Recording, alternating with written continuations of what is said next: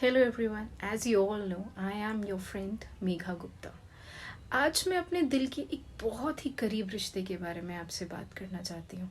मैं चाहती हूँ कि आप सब भी वो जानें, आपको भी मेरे उस रिश्ते की गहराई पता चले और आप में से बहुत से लोग ऐसे होंगे जो उससे जुड़े हुए होंगे। आज की इस वीडियो में मैं आपसे जो भी कहूँगी अपने दिल से कहूँगी। मैं चाहती हूँ कि आप सबको भी इस बारे में पता चले और आप सब भी इसको मानें। हम सब की ज़िंदगी में एक ऐसा रिश्ता ज़रूर होता है जब हमें इस दुनिया में कोई नहीं नज़र आता, कहीं कुछ समझ नहीं आता, तो एक ऐसा रिश्ता ज़रूर होता है जो हमें रास्ता दिखाता है, जो हमें सही गलत की पहचान कराता है, जो हमारे दुख तकलीफ़ में हमारा साथ देता है। ऐसा ही एक रिश्ता मेरी ज़िंदगी में भी है। तो चलिए आज मैं आपको उसके बारे में बताना चाहती हूँ। श्री राम जी के भक्त हनुमान जी। जी हाँ, मैं पर्सनली हनुमान जी को बहुत मानती हूँ। मैं हर ट्यूसडे मंदिर तो जाती ही हूँ, पर मैं कोशिश करती हूँ जब भी ज़्यादा से ज़्यादा मुझे मौका मिले मैं हनुमान चालीसा का पाठ करूँ, मैं हनुमान चालीसा के वो दिव्य श्लोक पढ़ पाऊँ। पर ऐसा क्या है जो हनुमान चालीसा हम सबको पढ़नी चाहिए और मुझे पढ़ के personally this is my very personal experience, पढ़ने से मुझे खुशी मिलती है, फ़र्क अपनी ज़िंदगी में दिखता है। हनुमान चालीसा एक ऐसा दिव्य श्लोक जो अवधी भाषा में लिखा गया है, संस्कृत में नहीं। अक्षर श्लोक संस्कृत में लिखे जाते हैं क्योंकि कहा जाता है संस्कृत में एक पावर होता है। संस्कृत के हर एक वर्ड में, हर शब्द के पीछे होती है एक फ्रीक्वेंसी। मतलब अगर आपने ओम कहा, आपका वोकल कॉर्ड एक फ्रीक्वेंसी के साथ वाइब्रेट होगा और कहा जाता है कि वह फ्रीक्वेंसी पॉजिटिव होती है। आई एम श्योर आपने लोगों को कहते हुए सुना होगा, इससे हमें पॉजिटिविटी फील होती है।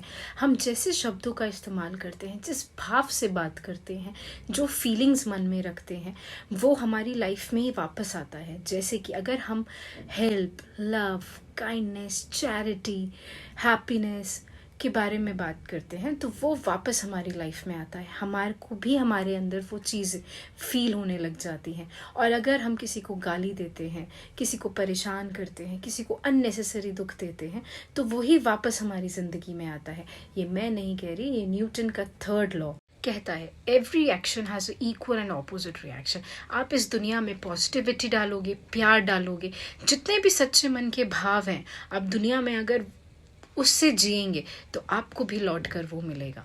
और अगर आप लोगों को परेशान करोगे, उन्हें नीचे खींचने की कोशिश करोगे, उन्हें तंग करोगे, तो आपकी लाइफ ज़्यादा परेशान हो जाएगी, आप ज़्यादा तंग हो जाओगे। न्यूटन्स 3rd लॉ जो फिजिक्स में भी अप्लाई होता है और लाइफ में तो बहुत ज़्यादा अप्लाई होता है। और इस लॉ को कहते हैं कर्मा। कर्मा हमारे कर्मों से रिलेटेड तो है ही, हमारे सोच विचार और हमारे शब्दों से रिलेटेड भी है। तो चलिए वापस आते हैं हनुमान चालीसा के उन अवधी भाषा में लिखे गए श्लोकों पर। अवधी भाषा की फ्रीक्वेंसी के बारे में तो मुझे ज़्यादा नहीं पता, पर मंत्र श्लोकों की साइंस स्टडी करने के बाद थोड़ा बहुत मुझे ये पता चला कि जो हमारी एंशिएंट किताबों में लिखा गया है, जो हमारी संस्कृति किताबों में लिखा गया है, ऋग्वेद में लिखा गया है, गीता में लिखा गया है, उन सबको थोड़ा सा पढ़ने के बाद, उन सब की थोड़ी सी स्टडी करने के बाद मुझे ये पता चला श्लोकों में, मंत्रों में पावर होता है। ये मेरा पर्सनल एक्सपीरियंस भी है। मैं साइंस की बहुत रिस्पेक्ट करती हूँ, I bow down to science, but अभी साइंस को बहुत कुछ डिस्कवर करना बचा है। अभी हाल ही में साइंस ने प्राणायाम का पावर डिस्कवर किया, मेडिटेशन के बारे में साइंस और डिस्कवर अभी कर रहा है। पर जिन शब्दों का इस्तेमाल आप करते हैं, उन शब्दों का असर आपके ब्रेन पर भी होता है, आपके सबकॉन्शियस माइंड पर भी होता है, आपके लाइफ एक्सपीरियंसेस पर भी होता है और आपके ऊपर भी होता है। अगर आप हमेशा कहते रहेंगे मेरी लाइफ मुश्किल है, मेरी लाइफ मुश्किल है, मेरी लाइफ मुश्किल है, आपकी लाइफ मुश्किल हो जाएगी। और अगर आप कहते हैं सब ठीक है, all is well, all is well, all is well, तो सब कुछ ठीक होने लग जाएगा। आप शायद अपने दिल को ये कह के उल्लू बना रहे हैं, पर इसके साथ साथ जो आपके आसपास की माया है, आप उसको भी उल्लू बनाकर अपने फ़ायदे के लिए यूज़ कर रहे हैं। आप अच्छा काम करो, अच्छे तरीके से सबसे व्यवहार रखो, पूजा करो, मेडिटेशन करो, और इन सब चीज़ों से आपकी लाइफ में जो असर आएगा, जो चेंजेस आएंगे, you will not believe it. Hanuman Chalisa जैसे दिव्य श्लोक की एंट्री से श्लोक पढ़ने से क्या बदलाव आपकी ज़िंदगी में आ सकते हैं, you will not believe it. मैं आपको ये अपना पर्सनल एक्सपीरियंस बता रही हूँ। अगर आप हनुमान जी की स्टोरी स्कैन करेंगे इन रिस्पेक्टिव टू शनि जी, शनिदेव, तो आपको यह पता चलेगा कि शनिदेव लोगों को, देवी देवताओं को बहुत परेशान करते थे, तंग करते थे, सज़ा देते थे, काफ़ी सारे देवी देवताओं को सताते थे, चिढ़ाते थे। तो वह सारे देवी देवता हनुमान जी के पास गए और उन्होंने उन्हें कहा कि आप तो महान हो, आप ही इन्हें हैंडल करो। तो हनुमान जी वहाँ गए, शनिदेव जी के पास गए। और जब वे वहाँ गए तो शनिदेव ने कहा कि ठीक है, मैं तुम्हारी पीठ पर रहूँगा। उन्होंने हनुमान जी की पीठ पे जंप करके उन्हें पकड़ लिया। तो जहाँ तक मुझे पता है हनुमान जी शनिदेव जी से एक बंद कमरे में मिले थे, वो जगह मंदिर थी। तो जब शनिदेव हनुमान जी की पीठ पर बैठ गए, हम हनुमान जी की दिव्य शक्तियों से तो वाकिफ़ हैं, हनुमान जी अपना साइज़ चेंज कर सकते थे। तो उन्होंने अपने साइज़ चेंज किया और वो बहुत लंबे हो गए। तो शनिदेव उनकी पीठ और रूफ, छत की दीवार के बीच में फंस गए, दब गए। तब शनिदेव ने कहा, हे हनुमान तू मुझे छोड़ दे, मुझे बहुत दर्द हो रहा है।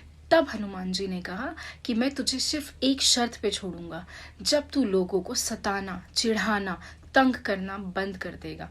तो शनिदेव कहते हैं कि मैं लोगों को तंग नहीं करता, मैं लोगों को नहीं चिढ़ाता, मैं लोगों को परेशान नहीं करता, मैं सिर्फ लोगों की परीक्षा लेता हूँ, मैं सिर्फ लोगों का टेस्ट लेता हूँ।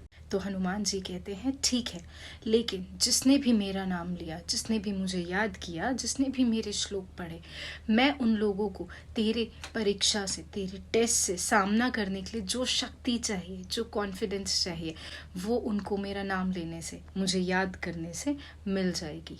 उनकी वह परीक्षा आसान हो जाएगी। परीक्षा किसको सामना करने के लिए चाहिए होता है? हनुमान चालीसा का हर एक पैराग्राफ हनुमान जी की कहानी है। हनुमान चालीसा तुलसीदास जी ने अवधी भाषा में लिखी थी, संस्कृत में नहीं। अगर आप हनुमान चालीसा उसके मतलब को जानने के साथ पढ़ेंगे तो उसका फ़ायदा, उसका फल डबल हो जाता है।